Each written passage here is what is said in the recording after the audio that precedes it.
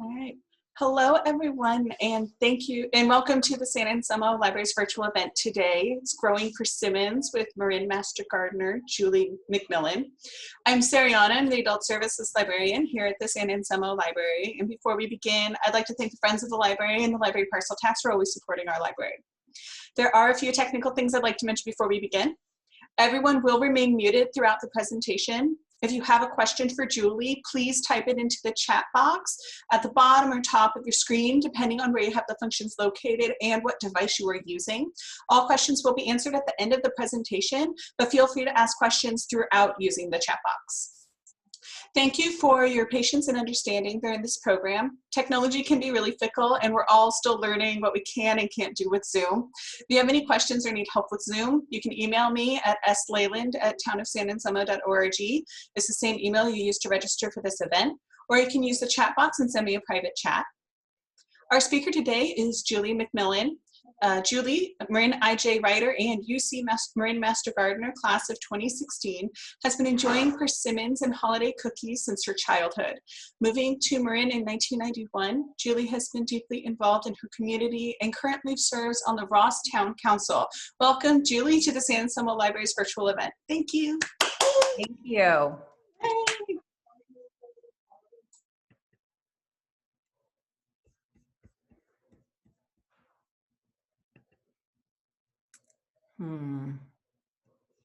Let's see, I think this is what I want. Yep.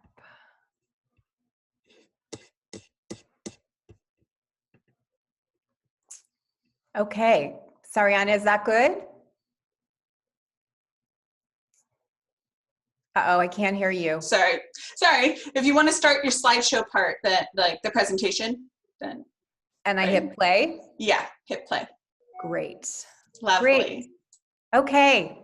Welcome, everyone. Thank you for joining me. I see a lot of familiar faces from Marin Master Gardeners, so I'm happy to see you. I'm sorry we aren't in person, but we're all doing the best that we can given the circumstances.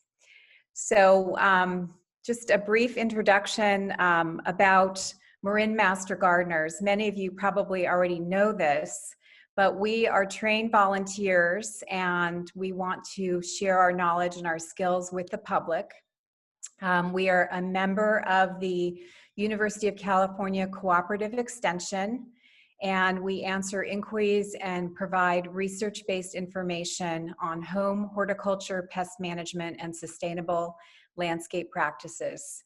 The picture you see there is from the farmers market in San Rafael, where we usually staff a little stand on Sunday mornings. Usually, I say usually. I became a master gardener in 2016, so almost 4 years ago, more than 4 years ago, mainly because my husband was very sick of looking at our backyard, and you can see a picture of our backyard there, which had languished with kids and a dog, and it was just kind of a mess.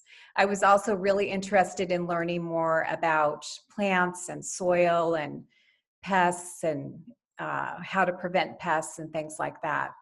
One of the great things that we do as master gardeners is we have a project that we design from the soil up.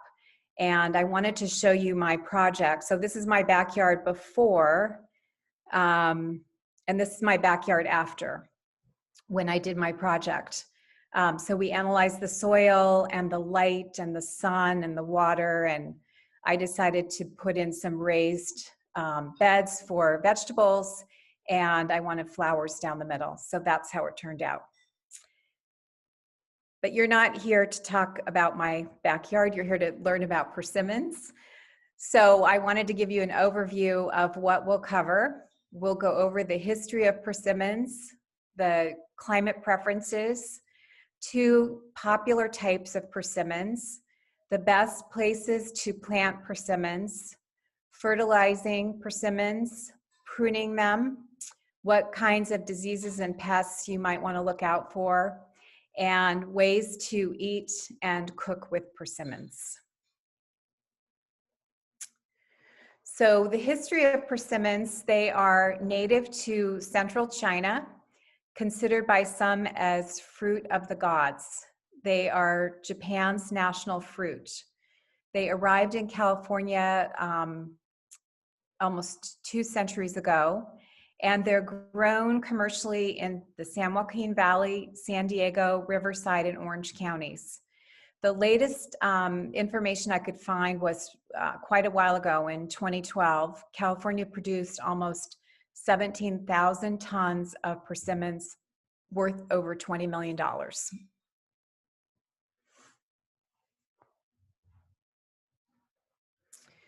Marin, with our Mediterranean climate, is just about perfect for persimmons. And you've probably seen many persimmons in your neighborhood, and they thrive like weeds. They like our moderate winters and our mild summers. They have a low chilling requirement, which means that it doesn't need to be that cold for the trees to do well. They get a dramatic red leaf in the fall. They lose all their leaves, which means they are deciduous as opposed to evergreen. And you don't need to buy a companion tree for them for a pollinator. Only one tree in your yard works perfectly well. Let's see. So there's two popular types of persimmons.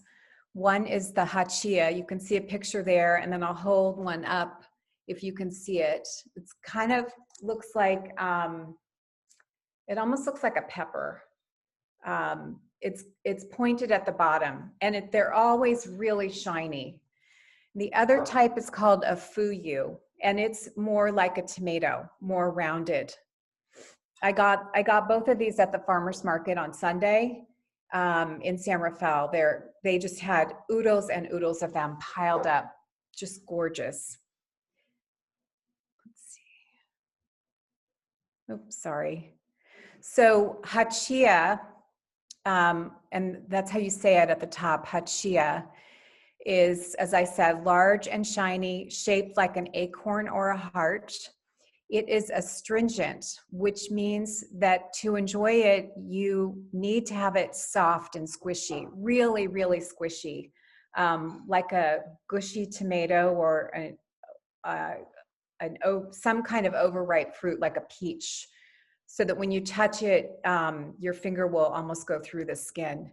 If you eat it before it's ripe, it is really, really puckery and sour, and you'll be tasting the tannins, and it's highly unpleasant. I don't recommend it. The thing about Hachiya is you need to pick them off your tree early because the birds love them when they're overripe. And they ripen beautifully when you set them out on your counter or on your kitchen table. The trees grow really, really tall, up to 25 feet high. And I'll show you a picture of a Hachiya tree in a little bit at Marin Art and Garden that it must be 50 feet tall. And they grow very wide too. So you need about 20 feet in width. And Hachiya are the kind that you want to use if you're going to be adding them to cookies or bread or pudding.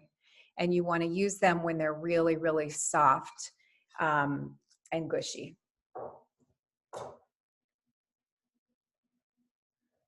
Let's see. Oh, sorry.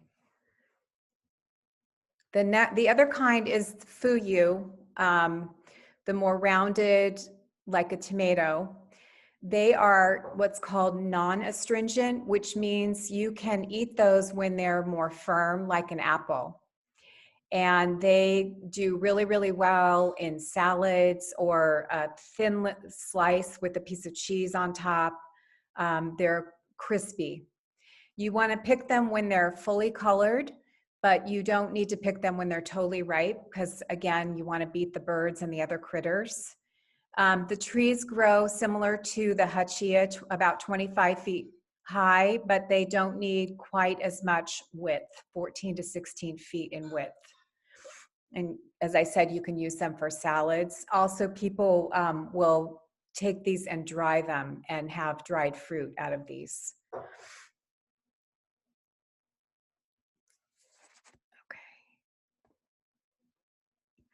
Best places to plant.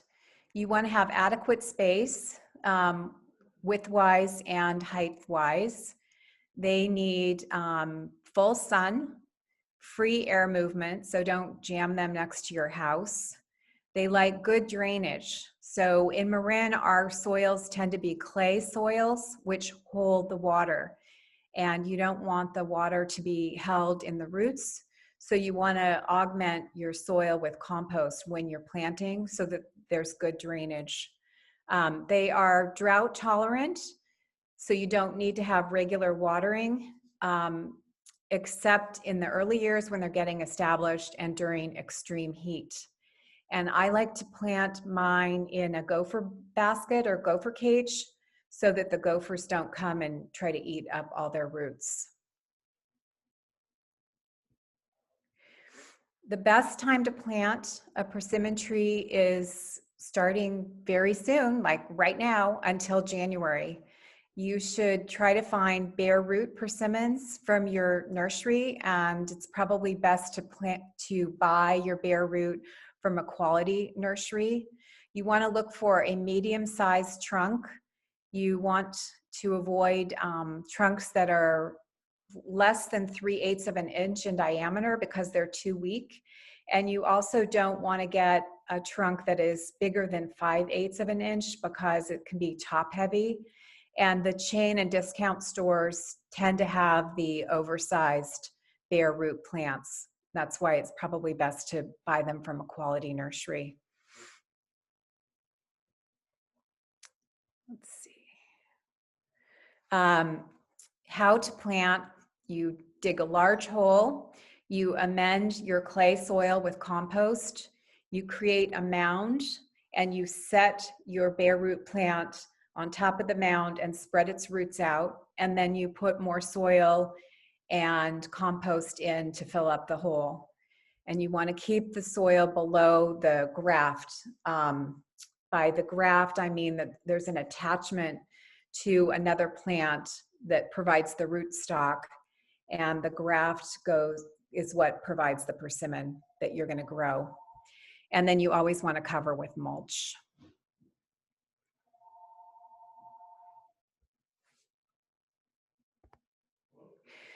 Flowers will appear in early spring, and there's a picture of a flower. They're little and white and pretty. You have to be patient though, because the flowers generally won't appear for 2 to 3 years after you plant your bare root plant. And you have to continue to be patient because the fruit won't necessarily appear for 4 to 5 years after you plant. So be patient, it will be worth it. Fertilizing, you can fertilize in late winter or early spring and use a balanced 10-10-10 nitrogen, phosphorus, and potassium fertilizer. And you want to spread the fertilizer under the canopy of the tree. The roots tend to go out as far as the canopy of the tree.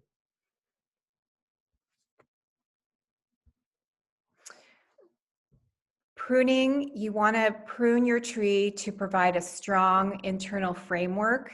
You want to remove some new growth and cut the branches back to a bud in early spring. You want to also remove any dead branches or growth. Persimmons can also be trained as a hedge or a screen or an espalier, which this is a picture of an espalier. I don't think it's a persimmon. I think it might be an apple. If you have even more patience than waiting for your flowers or your fruit, you can train the branches to grow flat against a wall, supported on lattice or on stakes. And that takes a while and it takes a lot of patience, but the end result is amazing. Persimmons are generally disease and pest free. There may be mealybug and scale, which produce honeydew, that sticky product, and that can draw ants, which will climb up your tree. There's a picture of someone applying tanglefoot and tangleguard around the base of the tree, which when the ants crawl up, they get their feet stuck and they stop going up your tree. Also, squirrels, deer, rats, birds, and gophers can be a problem, especially birds. I should have on there raccoons too, because raccoons can also do damage to your persimmon fruit.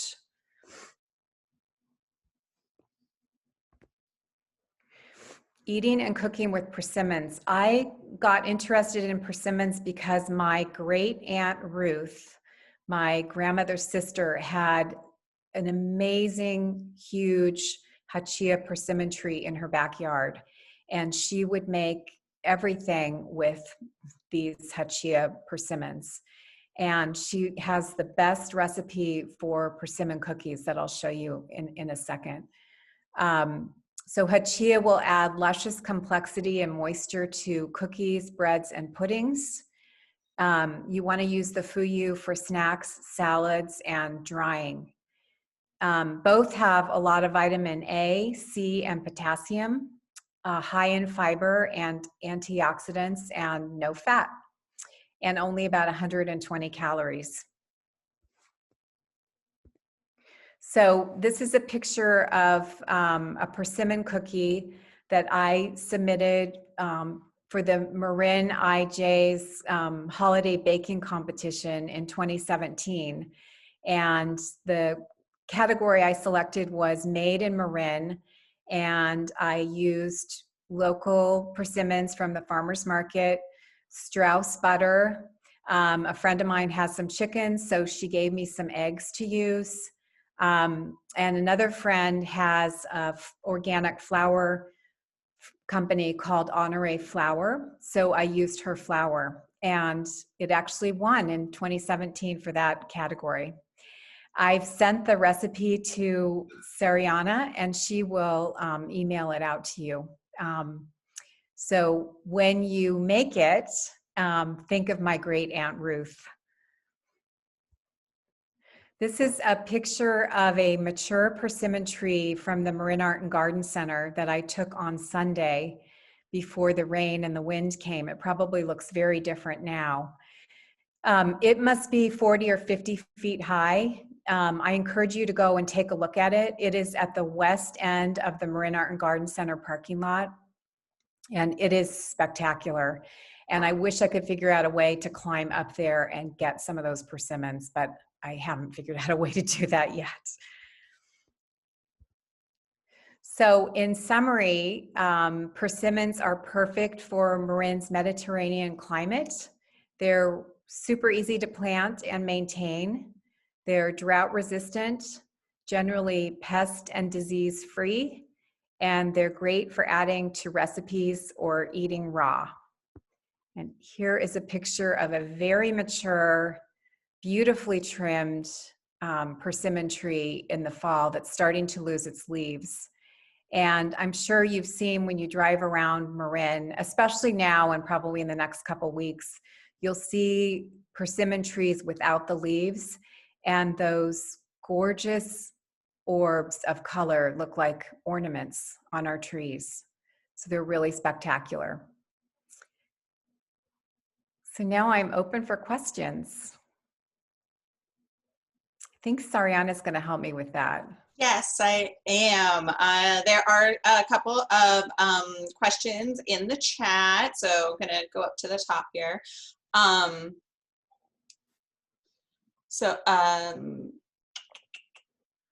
Are persimmons fast or slow growers, and what watering equipment what's the watering requirement? This question is from Cinda. Sorry. Hi, Cinda. I don't think they're too fast growing. I have a couple in my yard right now that I planted about 3 years ago, and they're taking their time. And the watering requirements are fairly light because they are drought resistant. I think you need to water them often when they're getting established and when it's super, super hot. Like over this past summer when we had some of our days where it was approaching, 105 and 110, I noticed that the leaves on my persimmons were just very wilty. And so I would go out and give them a little spray with the hose, and they came right back. But they don't require a ton of water. Okay, we have another question. Why do some Fuyu persimmons have seeds and others do not? I don't really know that answer. That's a good question. I will make a note of that and address that next time. Thank you for that question. Amanda says, I have a very small yard, so I would like to grow a persimmon tree as a dwarf via heavy pruning. Do you know examples of people that have done that? I don't know of any dwarf persimmon trees. They probably do exist, but you could keep your regular size persimmon tree smaller just by regularly pruning it. So I would not bypass having a persimmon tree even if your yard is small, because with diligent care, you can control the size of the tree. And a few people have asked, what local nursery do you recommend? As a master gardener, I'm not supposed to recommend local nurseries. I would encourage you to look for nurseries that are not big box nurseries. I think the quality of the product is better. And then another question we have is, can we bake with Fuyu persimmons? You can, and I have before. You just want to get them super, super ripe. I think the Hachiya are better to bake with, frankly, but you can't. I've used the Fuyu. A friend dumped off an enormous grocery bag full of Fuyu persimmons, and so I did use Fuyus in that Great Aunt Ruth's cookie recipe, and they turned out fine. You just want to make sure that they're really soft so that when you add them to the batter, they're not in chunks. Okay. Sounds tasty to me. You can mash them up with like a potato masher too, to get them up to the consistency that you need. The great thing about the Hachiya is when they're ripe, you just cut the top off and you can just scoop out the flesh inside. You don't want to use the skin, but you don't have to do anything to it because they're so soft. Good to know. We have a question from Anne. She has a 1-year-old Fuyu persimmon tree. Leaves looked burn and I can't talk. Chlororic.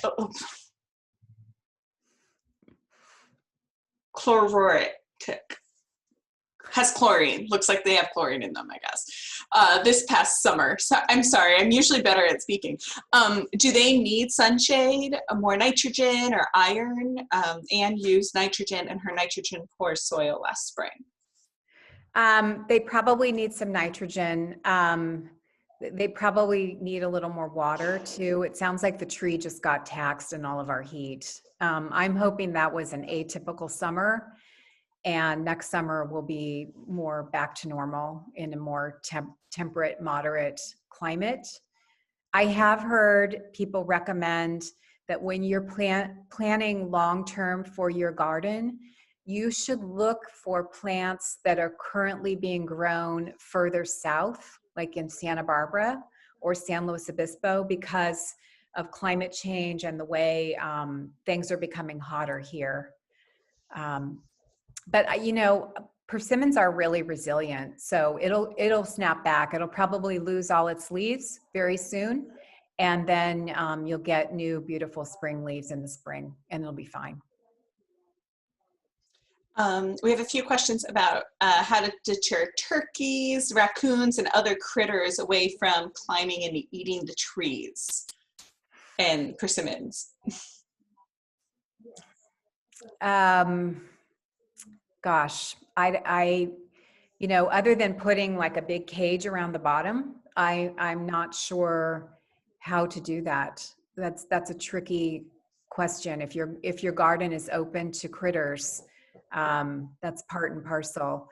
I would say once you see that you're getting fruit and it starts to turn, get out there and pick it. put it on your counter and let it ripen on your counter, and it'll ripen just fine. Don't let it ripen on the tree, because everyone else is going to see it too, and they're going to use it as their salad bar.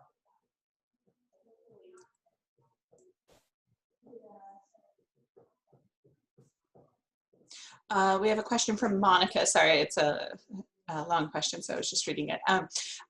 Monica planted a future 6 years ago. This year it bears 7 huge fruit. The tree has a very weak canopy. Do you recommend cutting it down to about 3 feet to have a better chance for a stronger tree? I would not cut it down to 3 feet. I would thin the branches inside the tree to let the existing branches become stronger, but I wouldn't just hack it down to 3 feet. It sounds mean, and it also aesthetically, I don't think you would like it, and I don't think it would benefit the tree. So just step back and try to figure out what branches are the most important branches, and then try to thin out the other branches. Okay, great. And we have another question about, can a dwarf tree be grown in a large pot? Yes, but trees need a lot of space for their roots. I think it's really hard to grow trees, even dwarf trees, in pots. So I would encourage you, if you can, to plant it in a more open space, or get a really huge pot, because you don't want the roots to get root bound. Yeah, I think that's difficult. I think flowers and, smaller plants are great in pots. So are tomatoes, frankly. Annuals are great in pots. I think perennials, it's more challenging. All right, Lori has asked when to prune and any good resources on how to prune persimmon trees. You should prune them in the winter, early spring, before the spring growth comes. And I think there are good resources on the Marin Master Gardener website for pruning. And you could just Google how to prune a persimmon tree or how to prune a tree, and they can walk you through it. Amanda's asked, Amanda's interested in the coffee cake variety, but she's seen that they aren't self-pollinating. Can you get around this through grafting? Also, do you know if people have grafted Fuyu and Hachiya on the same plant? I've never heard of both kinds being on the same plant. And if a tree is not self-pollinating, that means you need to get a companion plant. So I think that, as long as you realize that you need another plant, go for it. And would you say that watering with a sprinkler for 15 minutes in day soil for once a week is too much, or too little, or just right? I try not to use sprinklers because sprinklers waste a lot of water. I think a drip system is probably much better, and just put the emitters around underneath the canopy of the tree, because that's how far out the roots will grow. And you're just going to have to kind of test it out depending upon your location. I mean, if you're in Southern Marin, you're not going to need as much water as if you're in Nevada, where it's much warmer. So I would say, a couple times a week, have the irrigation system go on. A couple times a week with the sprinklers. 15 minutes sounds like a lot to me, because persimmons are fairly drought resistant. But I think you need to kind of experiment based on your location, the weather, long-term climate trends, that type of thing. Sorry, that's not a great answer, but it's hard to give you an answer without visiting and seeing your location, seeing your soil. Will has asked for Hachiya. Do they need full sun to ripen, since we're supposed to harvest them when they are unripe and still firm? They don't need full sun to ripen. In fact, you can pick them when they're just starting to turn orange and bring them in and ripen them on your counter. And, you know, all the ones at the farmer's market on Sunday, they were all very hard. This one's very hard right now. And you just set them out. You don't even have to put them in the light, and they will soften over time. This one's probably going to take another couple weeks. So if you wanted to make persimmon cookies tomorrow, you can't go to the store today and find a Hachiya persimmon for your cookies. That's not going to work. You got to plan ahead, or just have a stock on hand. Okay, Chanja says, up until the last 2 years, her Hachiya tree produced 80 to 100 persimmons each year. During the last 2 years, the tree kept losing fruit during the high heat season. I was told to increase the amount of water, and that seemed to help. Only got 40 persimmons this past year, though. Any other suggestions to increase the amount of water? She does have an automatic irrigation system. You may want to try to fertilize it a little bit more in the spring and feed it. It may just need some food. And also, you know, frankly, the weather has been so wonky for the last couple summers. I think everybody is feeling the effects of the weather, and your tree is probably feeling that too. So hopefully next summer will be a more normal summer, and your tree will spring back to life with 100 persimmons, which is amazing. Vicky has kind of a similar question. She had a lot of Fuyu persimmons last year, but this year she had none. I had a persimmon trees in the past with fruit every year, so she's wondering what is wrong. She is in Simi Valley, Ventura County. Simi Valley is pretty hot, so I would increase the water if the tree looks like it's being taxed. Okay, we have a couple more questions. When to fertilize, and what's the best type of fertilizer for Hachiyas? So you want to fertilize in the spring, and the best kind is the 10-10-10 that I mentioned. Again, unfortunately, I'm not allowed to give you certain brand names. I would try to look for organic fertilizer. That's better for the environment and for your tree. 10-10-10. Okay. Jesse asked, what causes immature fruit to drop?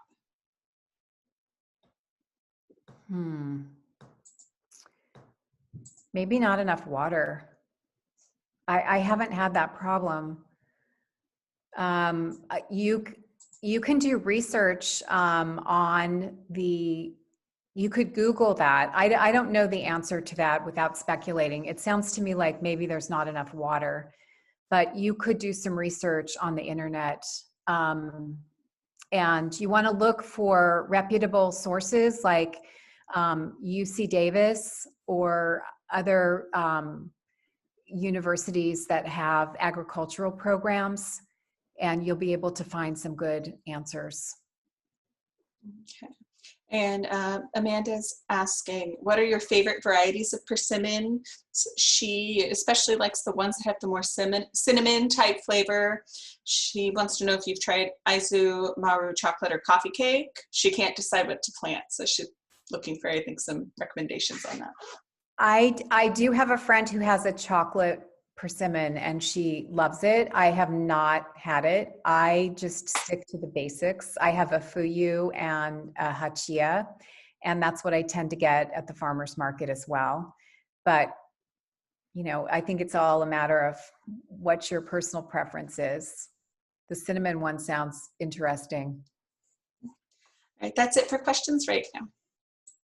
Okay, well, thank you everyone for joining me. I really appreciate it. And Sariana is going to send around my great Aunt Ruth's recipe. So have a happy Thanksgiving. Yes, thank you everyone for joining us today. I also recorded this talk. I forgot to mention that. Sorry about that.